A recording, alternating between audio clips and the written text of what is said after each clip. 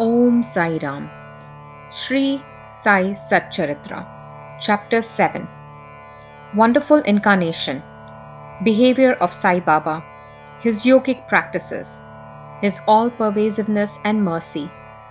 Leper devotees service. Master Kaparde's plague case. Going to Pandharpur. Wonderful Incarnation. Sai Baba knew all yogic practices.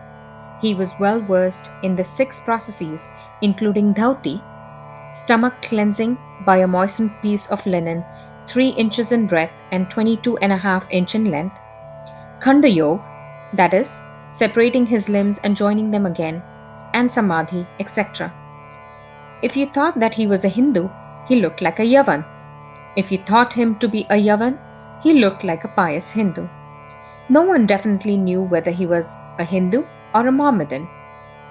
He celebrated the Hindu festival of Ram Navami with all due formalities and at the same time permitted the sandal procession of the Mohammedans.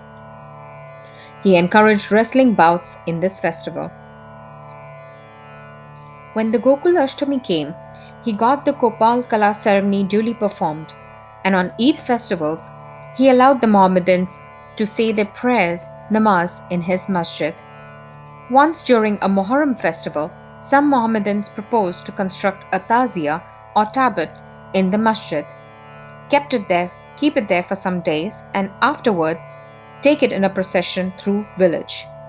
Sai Baba allowed keeping of the tabut for 4 days, and on the 5th day got it removed from the masjid without the least compunction.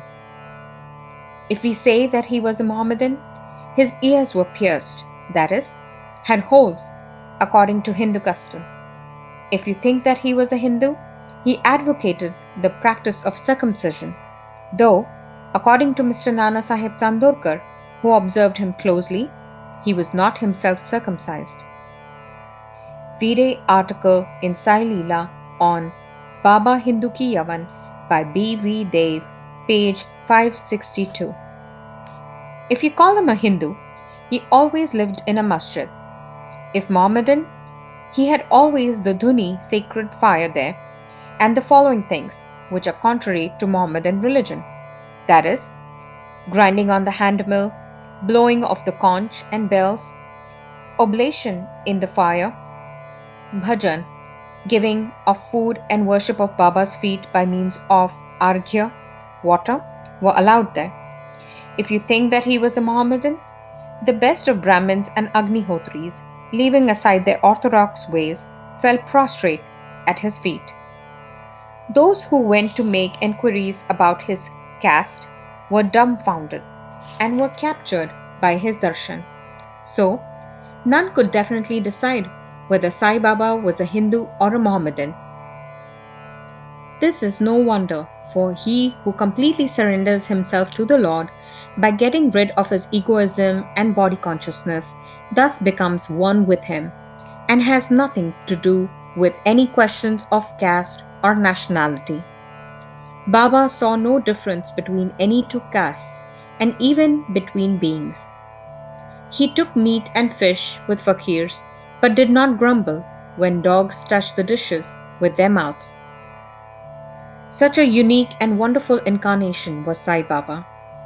On account of the merits in my past birth, I had the good fortune to sit at his feet and enjoyed his blessed company. The joy and delight I derived therefrom was incomparable. In fact, Sai Baba was pure Anand and consciousness. I cannot sufficiently describe him, his greatness, and his uniqueness. He who took delight at his feet was established in his own self. Many sannyasis, sadhaks, and all sorts of men aspiring for salvation came to Sai Baba. He always walked, talked, and laughed with them, and always uttered, Allah Malik. God is the sole owner. He never liked discussion or disputation. He was always calm and controlled. Though irritable at times, always preached Vedanta, and nobody knew till the last who was Baba. Princes and poor people were treated alike by him.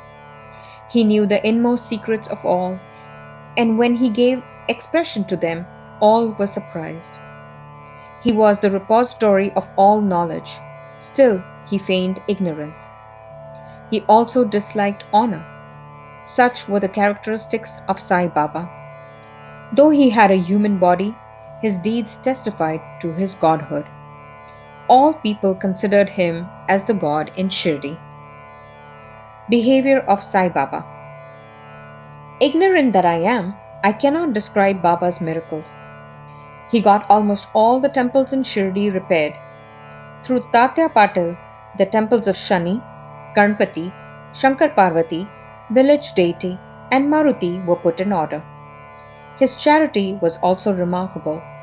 The money he used to collect as dakshina was freely distributed. Rupees 20 to some, rupees 15 or 50 to others, every day. The recipients thought that this was pure charity money, and Baba wished that it should be usefully employed. People benefited immensely by having Baba's darshan. Some became hale and hearty. Wicked people were turned into good ones. Leprosy was cured in some cases. Many got their desires fulfilled without any medicine being put in their eyes. Some blind men got back their sight, and some lame ones got their limbs. Nobody could see the end of his extraordinary greatness. His fame spread far and wide, and pilgrims from all sides flocked to Shirdi. Baba had his asan near the dhuni and always rested there. He sat there in meditation, sometimes without a bath. He used to tie a small white turban on his head and wear a clean dhotar around his waist and a shirt on his body. This was his attire in the beginning. He first practiced medicine in the village. He examined patients and gave medicines. He was always successful, and he became famous as a Hakim, doctor. A curious case may be narrated here. One devotee has his eyes quite red and swollen. No doctor was available in Shirdi. The other devotees took him to Baba. In such cases, other doctors would use ointments, anjans, cow's milk, and camphorated drugs, etc.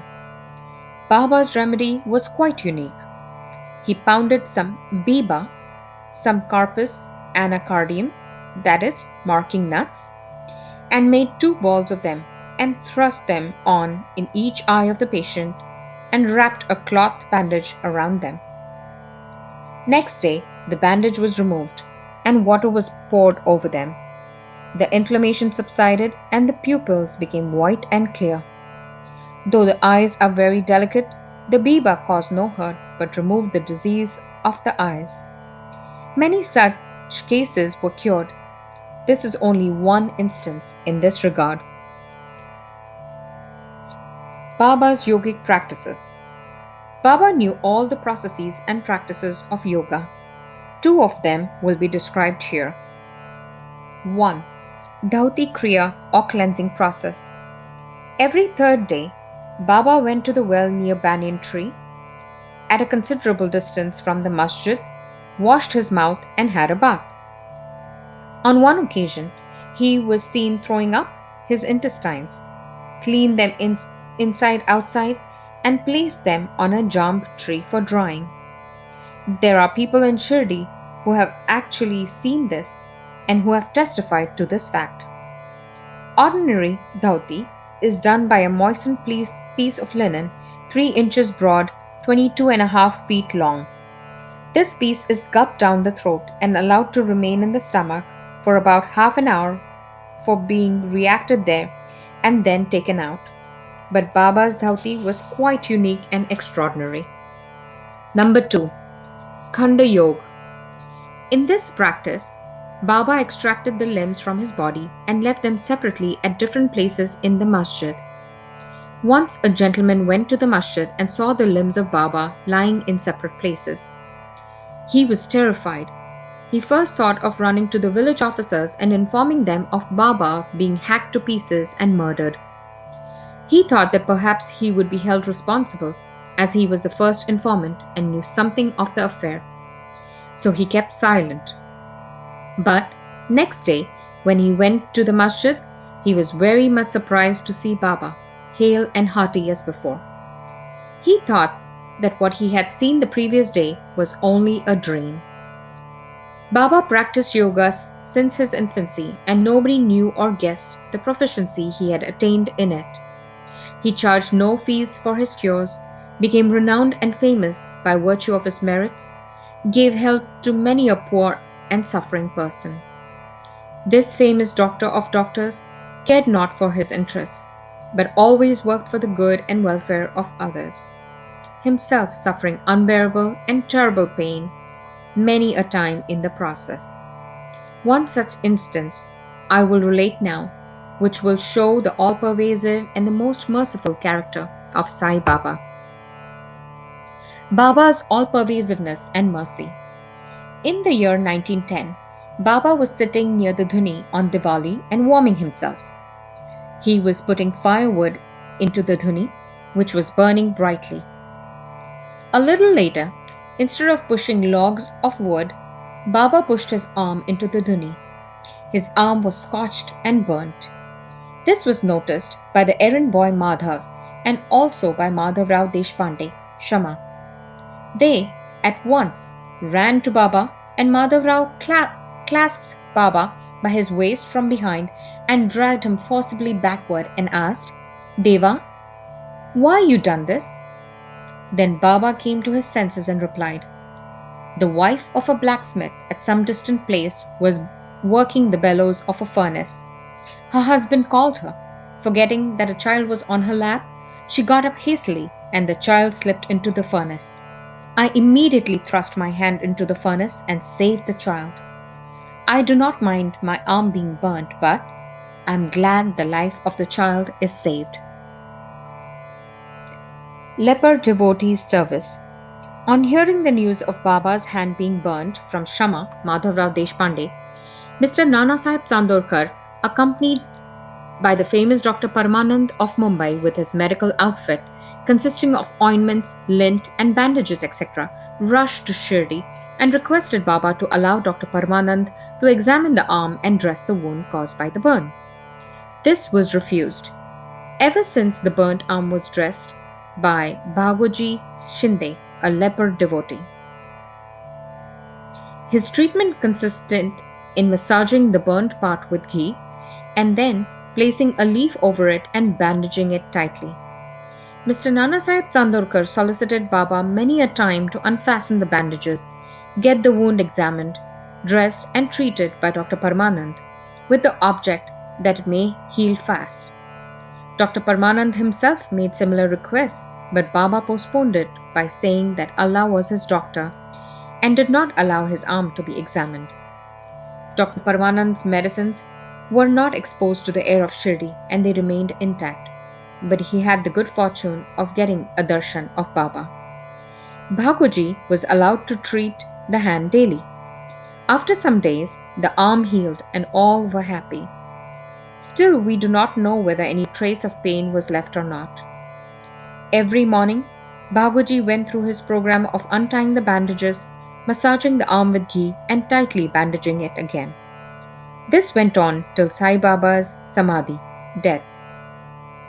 Sai Baba, a perfect Siddha as he was, did not really want this treatment, but out of love for his devotee, he allowed the Upasana service of Bhagoji to go on uninterrupted all along.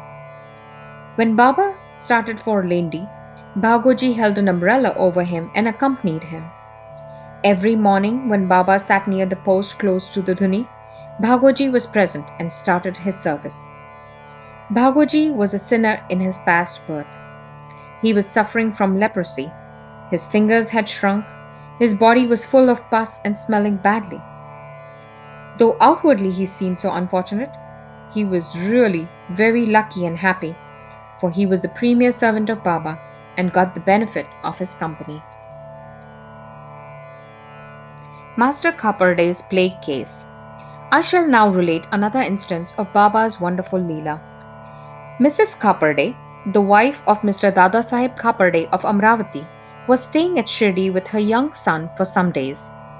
One day, the son got high fever, which further developed into bubonic plague. The mother was frightened and felt most uneasy. She thought of leaving the place for Amravati and went near Baba in the evening when he was coming near the Vada, now Samadhi Mandir, in his evening rounds for asking his permission. She informed him in a trembling tone that her dear young son was down with plague. Baba spoke kindly and softly to her, saying that the sky is beset with clouds, but they will melt and pass off, and everything will be smooth and clear. So saying, he lifted up his kafni up to the waist and showed to all present 4 fully developed buboes, as big as eggs, and added, "See how I have to suffer for my devotees? Their difficulties are mine." Seeing this unique and extraordinary deed, Leela, the people were convinced as to how saints suffer pain for their devotees. The hearts of the saints is softer than wax. It is soft in and out as butter. They love their devotees without any idea of gain and regard them as their true relatives. Going to Pandharpur. I shall now close this chapter after relating a story illustrating how Sai Baba loved his devotees and anticipated their wishes and movements. Mr. Nana Sahib Chandorkar, who was a great devotee of Baba, was Mamlatdar at Nandurbar in Khandesh. He got an order of transfer to Pandharpur. His devotion to Sai Baba bore fruit, as he got an order to go and stay at Pandharpur, which is regarded as the Bhuvaikuntha, heaven on the earth. Nana Sahib had to take immediate charge, so he left for the place without even writing or informing anybody at Shirdi. He wanted to give a surprise visit at Shirdi, his Pandharpur, see and salute his Vithoba, Baba, and then proceed further. Nobody knew of Nana Sahib's departure for Shirdi, but Sai Baba knew all about this, as his eyes were everywhere, omniscient. As soon as Nana Sahib approached Nimgaon, a few miles from Shirdi, there was a stir in the masjid at Shirdi. Baba was sitting and talking with Malsapati, Appa Shinde, and Kashiram when he at once said, "Let us all four do some bhajan. The doors of Pandhari are open. Let us sing merrily." Then they began to sing in chorus, the bhav of the song being, "I have to go to Pandharpur, and I have to stay on there, for it is the house of my Lord." Baba sang and the devotees followed him. After a short while, Nana Sahib came there with his family, prostrated before Baba, and requested him to accompany them to Pandharpur and stay with them there. This solicitation was not necessary, as the devotees told Nana Sahib that Baba was already in the mood of going to Pandharpur and staying there. Hearing this, Nana Sahib was moved and fell at Baba's feet. Then, after getting Baba's permission, Udi, sacred ashes, and blessings, Nana Sahib left for Pandharpur. There is no end to Baba's stories, but let me now stop here, reserving for the next chapter other topics such as importance of human life, Baba's living on alms, Baijabai's service, and other stories. Bow to Shri Sai. Peace be to all. Om Sai Ram.